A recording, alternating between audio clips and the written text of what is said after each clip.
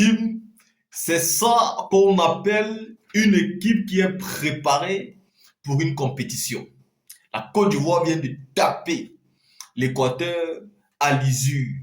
La Côte d'Ivoire est arrivée dans un match où le stade était comble, bondé des supporters de l'Équateur, parce qu'ils sont bien évidemment en Amérique du Sud. Et donc, ils ont rempli le stade pour soutenir leur équipe. La Côte d'Ivoire a étudié. Donc, il faut d'abord commencer ici à saluer Hermès Faye. Hermès Faye vient de nous montrer qu'il a étudié ce match et qu'il savait pertinemment ce qu'il était en train de faire. J'ai vu beaucoup de personnes qui sous-estimaient, pronostiquaient les 7-0, les 6-0, comme s'ils n'ont jamais joué au foot, comme s'ils n'ont même jamais regardé un match de football. Moi, je savais pertinemment que ça ne devait pas être un match facile. Parce que l'Équateur, c'est une équipe qui aime jouer les chocs physiques. Et il fallait que la Côte d'Ivoire puisse étudier ce match-là et puisse imposer son style de jeu. Et bien évidemment, la Côte d'Ivoire a imposé son style de jeu parce que la Côte d'Ivoire n'est pas venue automatiquement choquer physiquement. Ils ont laissé les chocs physiques au début. Regardez très bien. Ils sont montés crescendo dans le match. Mais c'est parce que vous comprenez aussi que de manière tactique, il y a quelque chose qui a été travaillé en amont. Oui, Hermès Faye a travaillé le combat tactique. Voilà pourquoi ça a donné un résultat à la fin. Nous avons tous été déçus quand le match a commencé. Nous avons vu que Amad Diallo était sur le banc. Tout le monde était énervé. Nous avons même encore été déçus quand nous avons vu que Soko Fofana prend un carton jaune. Mais Hermès Faye décide de garder celui-ci au stade. Mais Hermès Faye savait ce qu'il faisait. Soko Fofana nous a délivré un bon match en deuxième période. Même si sa première période était moyenne, la deuxième était meilleure. Il a fait de bons changements en la deuxième mi-temps qui ont permis de changer tout le système de jeu ivoirien et qui a imposé un nouveau style aux Équatoriens et qui les a imposés à concéder. Qu'est-ce qu'on va dire de Fissingo qui nous a fait une remontée spectaculaire, donnant une passe millimétrée à Ahmed Diallo qui celui-ci n'avait qu'à poser son pied bien précisé pour qu'elle... Voyez-vous, quand un joueur joue à Manchester United, ce n'est pas par hasard. Quand vous voyez un joueur de football jouer dans un club comme Manchester United, vous voyez un joueur jouer au Real de Madrid, ou vous voyez un joueur jouer à Barça, Bayern, PSG, Manchester City, même si vous ne voyez pas ce que le gars joue, dites-vous que s'il est là-bas, c'est parce qu'il est bon. Quand un joueur joue dans ces clubs-là, ça veut dire que le blanc même a compris que ce gars connaît l'affaire qu'on appelle ballon. La Côte d'Ivoire vient de gagner aujourd'hui avec le meilleur score, 1-0. Maintenant, il faut regarder devant. Il y a beaucoup de personnes qui disent l'Allemagne a tapé 7-0. Mais l'Allemagne a tapé qui 7-0? En fait, moi, l'Équateur faisait plus peur dans un choc avec la Côte d'Ivoire plus que l'Allemagne. Je pense que si la Côte d'Ivoire est disciplinée, si la Côte d'Ivoire est posée, la Côte d'Ivoire peut arracher un point avec l'Allemagne.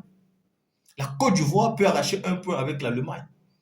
La Côte d'Ivoire peut donc, dans cette poule-ci, discuter facilement sa deuxième place.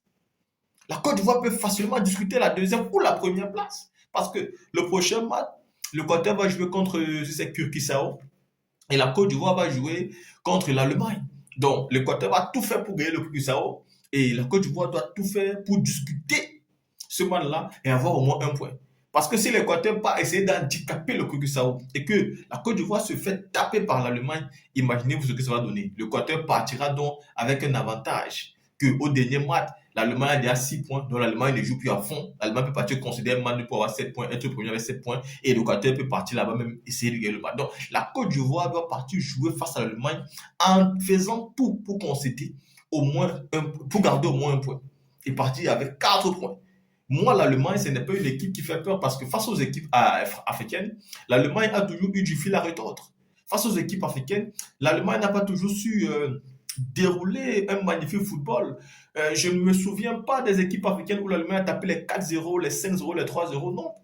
Donc, moi, cette Allemagne-là, l'équipe qui tape ne m'impressionne pas beaucoup. Cette équipe, même la Côte d'Ivoire peut taper cette équipe 5-0. Parce qu'il y a des gens qui ne se comprennent pas. C'est parce que les équipes sont africaines et que vous les sous-estimez. Non, non, non, non, non, non. La Côte d'Ivoire même peut taper le Curaçao là 3-0, 4-0, 5-0. C'est possible avec la Côte d'Ivoire. Donc, c'est pas parce que l'Allemagne les a tapés 7-1 que ça veut dire que l'Allemagne c'est fini. L'Allemagne peut sortir première de sa poule. Non, non, non, non, non. La Côte d'Ivoire a encore la possibilité d'être première de cette poule-là si elle décide déjà de faire un match nul face à l'Allemagne. Parce que l'Équateur va choquer son dernier match face à l'Allemagne et l'Équateur va jouer son bateau.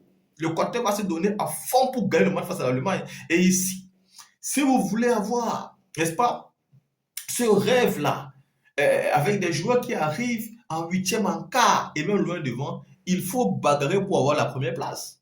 Et si vous partez à une Coupe du Monde, vous ne devez pas avoir peur de l'Allemagne, vous ne devez pas avoir peur du Brésil. Vous devez taper les grandes nations pour prendre la Coupe du Monde. Et moi, c'est où je mets le rêve. Le standing, c'est là-bas. Les équipes africaines ont touché la huitième. Les équipes africaines ont touché les quarts. Les équipes africaines ont touché même les demi comme le Maroc l'année dernière. Une équipe africaine peut aussi porter la coupe du Monde.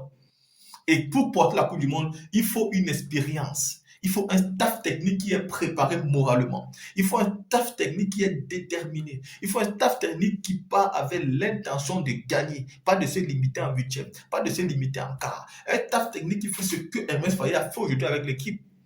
Voyez-vous, la Côte d'Ivoire a tapé aujourd'hui avec la marque des grands. Cette équipe qui s'est fait dominer en première mi-temps. Cette équipe qui s'est fait marcher dessus, mais qui n'a pas encaissé. C'est ça qu'on appelle la marque des grandes nations du football. Vous pouvez vous faire dominer. Vous pouvez vous faire maltraiter. Vous pouvez vous faire laminer en premier mi-temps, mais vous évitez de concéder un but. Et quand vos temps forts arrivent, vous mettez le but. C'est ça qu'on appelle une grande nation. C'est dans ce sens que le Real de Madrid a tous les coupes de Ligue des Champions qu'ils ont là. C'est dans ce sens-là que les grandes nations gagnent des grandes compétitions. Regardez quand le Paris Saint-Germain joue. Le Paris Saint-Germain n'encaisse pas beaucoup. Mais quand ils ont leur occasion, ils concrétisent en même temps. Et là, nous avons besoin de joueurs talentueux. Des joueurs qui ont ce sens du but. Et l'avant-centre de la Côte d'Ivoire, Wahid, aujourd'hui, vraiment, il va nous excuser. Mais nous espérons que MF Faye, le match prochain, sera sur le banc de touche. Voilà, il y a des joueurs qui vraiment méritent de rester sur le banc de touche. Parce qu'aujourd'hui, nous avons vu des changements qui ont changé automatiquement le match. Et nous savons que le match prochain, ceux qui sont rentrés aujourd'hui en deuxième période, parmi eux, il y en a qui vont commencer directement la première mi-temps à l'Estade Amad Diallo qui ne méritent pas d'être bon. Moi, je veux bien que vous me donniez des informations. Je ne sais pas si c'est moi qui me trompe. Amad Diallo était-il blessé? Avait-il un problème? Qu'est-ce qui n'a pas marché pour que le monsieur se retrouve sur le banc? Pourtant, vous connaissez son potentiel. Son équipe, même d'abord, c'est le Manchester United. Une des meilleures équipes en Angleterre à l'heure actuelle. Comment vous pouvez donc mettre un joueur de Manchester United sur le banc de touche? Il a entré, il a fait gagner, c'est bon. Mais s'il avait commencé, peut-être le score aurait été creusé. Le petit joue bien au football. C'est le Messi de la Côte d'Ivoire. Il n'y a pas de concurrent. Amad Diallo, c'est lui qui porte l'avant-centre, c'est-à-dire l'attaque de la Côte d'Ivoire. Et dans tous les matchs, il doit être titulaire. Toujours titulaire. Les Amad Diallo, ce sont les joueurs, même avec un pied blessé, il doit être sur le stade pour jouer au ballon.